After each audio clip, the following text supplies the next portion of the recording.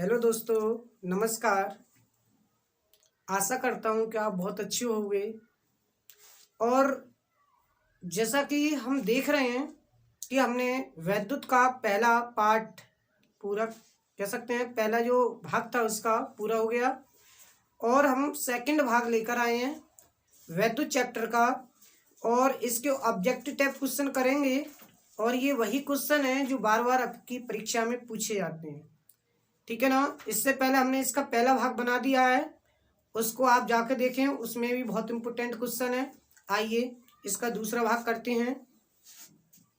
ये कह रहे हैं 4 ओम के 4 प्रतिरोध हैं, 4 ओम के 4 प्रतिरोध हैं, एक दूसरे के समांतर क्रम में जोड़े गए हैं तो तुल्य प्रतिरोध होगा। देखिए 4 प्रतिरोध हैं, फर्स्ट, सेकंड, ये थर्ड और ये फोर्थ। ये कैसे क्रम में है? समांतर क्रम में। समांतर क्रम का मतलब होता है कि अगर कोई सपोज करें धारा आ रही है तो वो धारा कितने भागों में बटेगी, यहाँ पर आकर 4 भागों में अलग अलग बहेगी, ठीक है ना। तो ये जो जिन जिन प्रतिरोधों में बह रही है वो कैसे क्रम में होंगे? समांतर क्रम में। अगर इनमें एक समान धारा बह रही होती तो ये कैसे क्रम में होती? श्रेणी क्रम में। तो ये भी 4 ओम का है, ये भी 4 ओम का है, ये भी 4 ओम का है, ये भी 4 ओम का है। कैसे क्रम में जुड़े हैं? समांतर क्रम में। तो कह रहे हैं इसका टोटल प्रतिरोध कितना होगा, ठीक है।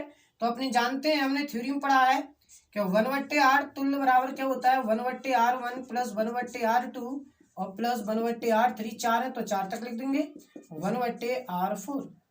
तो 1/r बराबर सबकी वैल्यू पुट करें। R1 की वैल्यू ये भी 4 है, R2 की वैल्यू भी 4 है, R3 की वैल्यू भी 4 है और R4 की वैल्यू भी 4 है। 1/r बराबर पूरे में एलसीएम देखें समान है तो ऊपर वाले सेम तरीका से जुड़े आएंगे। कितने हो गए? 4, 4 एकम 4, ऊपर नीचे कर लें तो आर का मान कितना आ जाएगा? 1 ओम। तो आपका ये तुल्य प्रतिरोध कितना आ गया? 1 ओम। जरा देखें कौन सा ऑप्शन सही है। पहला ही ऑप्शन बिल्कुल राइट, सॉरी पहले का चौथा ऑप्शन बिल्कुल राइट हो जाता है। दूसरा क्वेश्चन है कि निम्न परिपथ में वैद्युत धारा आई का मान ज्ञात कीजिए। देखिए ये तो पहला क्वेश्चन था। दूसरा क्वेश्चन क्या कह रहा है कि निम्न परिपथ में वैद्युत धारा आई का मान। आपका पेपर में एक परिपथ जरूर आएगा बनाने के लिए, बना हुआ आएगा और उसमें पूछेंगे आपसे या तो तुल्य प्रतिरोध पूछेंगे या धारा का मान पूछेंगे या विभवांतर का मान पूछते हैं, ठीक है ना। जरा देखें ये कितने ओम का है? 2 ओम का है, ये भी 2 ओम का है और ये 2 वोल्ट की क्या है? 2 वोल्ट की क्या है? विभवांतर है। इसमें पूछ रहे हैं धारा का मान ज्ञात कीजिए। तो आप पहले इसमें तुल्य प्रतिरोध निकालिए इसका। जब आप तुल्य प्रतिरोध निकाल लोगे तो वो किसका मान निकलेगा? आर का। आपको बी भी दिया है, अपने जानते हैं आई बराबर क्या होता है? B/R। दोनों की वैल्यू पुट कर दोगे, बड़ी आसानी से आपका सवाल आ जाएगा। जरा देखें ये कैसे क्रम में है? समांतर क्रम में है। तो समांतर क्रम का क्या लगाएंगे हम? फॉर्मूला लगाते हैं कि 1/r बराबर क्या होता है? 1/r1। R1 की जगह कितना है? 2 और 1/r2 कितना है? 2। तो 1/r बराबर पूरे में एलसीएम कितने जाएंगे? 2 और एक और एक कितने हो जाते हैं? 2। कितना आ गया? 1। ऊपर नीचे करेंगे तब भी कितना आ जाएगा? 1 ओम। 1 ओम। प्रतिरोध का मात्रा क्या होता है? 1 ओम। इसमें ये विभवांतर जो है बी का मान वो कितना है? 2 है। कितना है? 2 वोल्ट है। कितना है? 2 वोल्ट। हमें जो निकालना है, क्या निकालना है? धारा आई का मान। आई बराबर क्या होता है? B/R। वैल्यू पुट करें। आई बराबर बी की वैल्यू कितनी है? 2, आर की कितनी है? 1। तो कितना आ गया? 2 एम्पियर। धारा का मान कितना आ गया? 2 एम्पियर। कौन सा ऑप्शन सही है? दूसरे का चौथा ऑप्शन बिल्कुल सही है। अगला है तीसरा क्वेश्चन, हीटर का तार बना होता है। ये क्वेश्चन भी कई बार पूछा गया है। तो तांबे का, पीतल का, नाइक्रोम का या लोहे का? तो किसका होता है? नाइक्रोम का बना होता है, ठीक है ना। नाइक्रोम जो मिश्रण होता है किस किस धातु का होता है? एक तो निकिल का होता है और एक क्रोमियम का होता है, ठीक है। उनका मिश्रण मिश्रित किए जाते हैं वो और नाइक्रोम का तार बनाया जाता है। अगला क्वेश्चन, चौथा क्वेश्चन देखते हैं। चौथा क्वेश्चन बहुत इंपोर्टेंट है, जरा देखें। 2 वैद्युत बल्बों की सामर्थ्य। देखिए सामर्थ्य को हम कहते हैं शक्ति, ठीक है ना, जिसे किससे लिखते हैं? P से। तो 2 बल्बों की सामर्थ्य, एक तो दी है हमारी 60 वाट और एक दी है हमारी 100 वाट।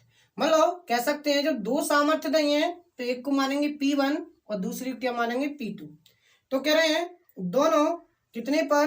220 वोल्ट पर कार्य करते हैं, इनके प्रतिरोधों का अनुपात ज्ञात कीजिए। देखिए भाई जरा ध्यान दें, हम जानते हैं कि हमारी जो सामर्थ्य होती है, हमने पढ़ा है चौथा क्वेश्चन कि P बराबर जो होता है वो होता है V²/R, P बराबर।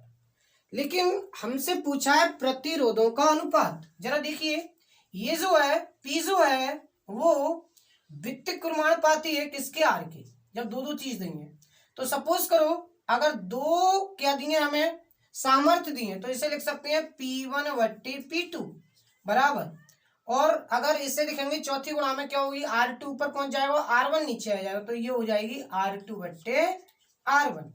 ठीक है ना। हमें निकालना है प्रतिरोधों का अनुपात, मतलब R1 हमें क्या निकालना है, R2 निकालना है। ठीक है ना।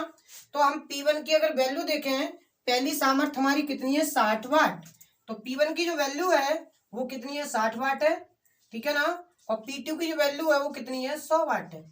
जरा यहाँ पे वैल्यू रखेंगे हम, तो P1 की वैल्यू कितनी है, 60, और P2 की वैल्यू कितनी है, 100 बराबर R2/R1।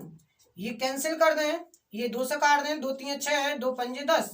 अब R1/R2 निकालना है तो ऊपर नीचे कर देना, तो ये भी ऊपर नीचे हो जाएंगे, तो क्या आ जाएगा R1/R2 कितना हो जाएगा, 5/3।